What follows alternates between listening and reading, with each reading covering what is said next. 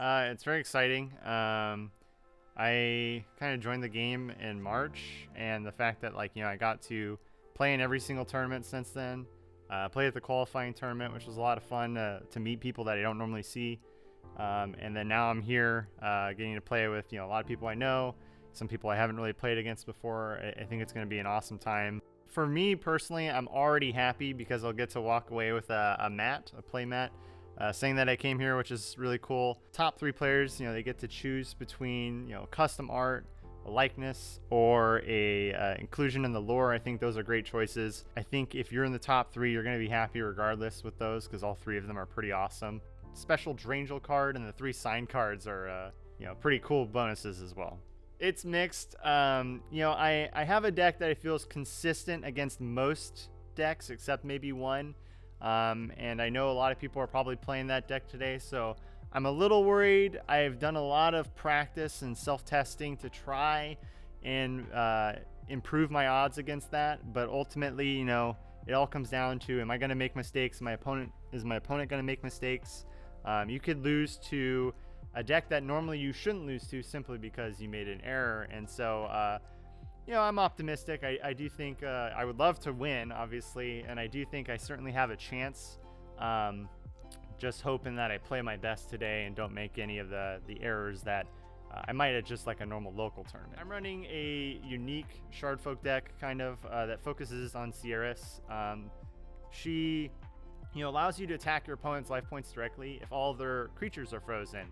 And most people, when they're running a Shardfolk deck, they kind of focus on Chief Bandit. They focus on getting as many cards frozen as they can, getting Chief Bandit down to get a ton of energy gain, and kind of going from there. The way I play this deck is I play almost the entire match without ever playing a single creature. People often relent at the fact that my first 2 turns are just 3 energy pass. And then I just kind of buy my time until I can get a combo. Probably one of the very few in the game where you can just win in 1 turn and your opponent might not be expecting it, might not be prepared for it. And it gets terrifying to play against because unless you have, Chains and Crystal Cove or maybe even a Vortex, you're going to find yourself caught kind of with your pants down. And it can be pretty scary to have just 10 damage straight to your direct pool.